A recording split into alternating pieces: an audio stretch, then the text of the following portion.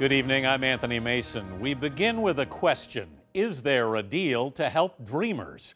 President Trump scrapped the Obama-era DACA program that protected undocumented immigrants brought here as children from deportation, and he gave Congress 6 months to come up with a replacement. Today, we got so many conflicting answers, we needed 2 correspondents to sort through them. So here are Nancy Cordes on Capitol Hill and Julianna Goldman at the White House, where the Republican president had dinner last night with the top 2 Democrats in Congress.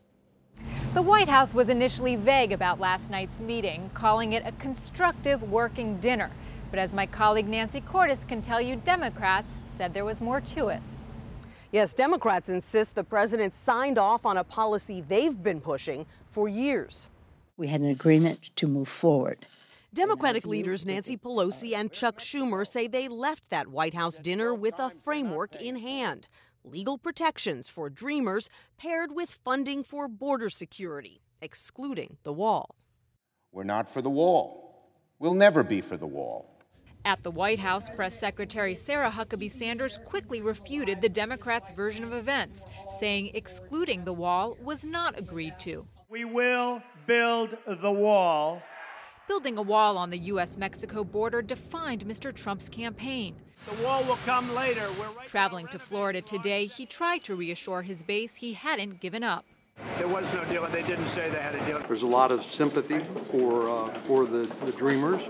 Here on the Hill, many Republicans were supportive, but some conservatives accused the president of selling out.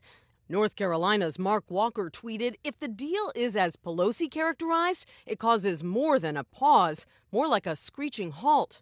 They're nervous about the president's newfound bipartisanship.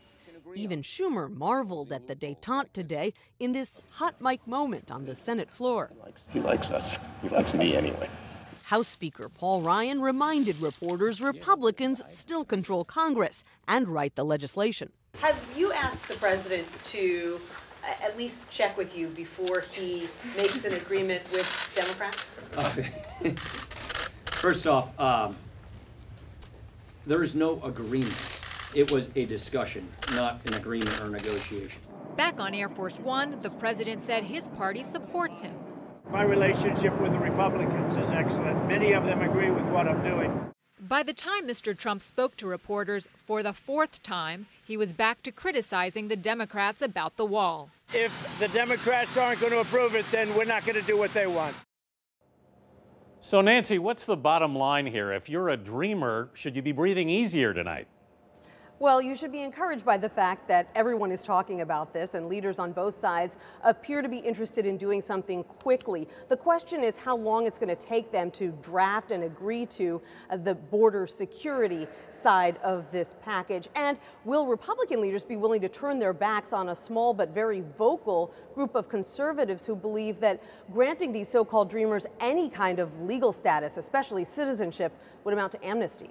Julianna, this is the 2nd time in a week the president's been willing to deal with Democrats. What's that about?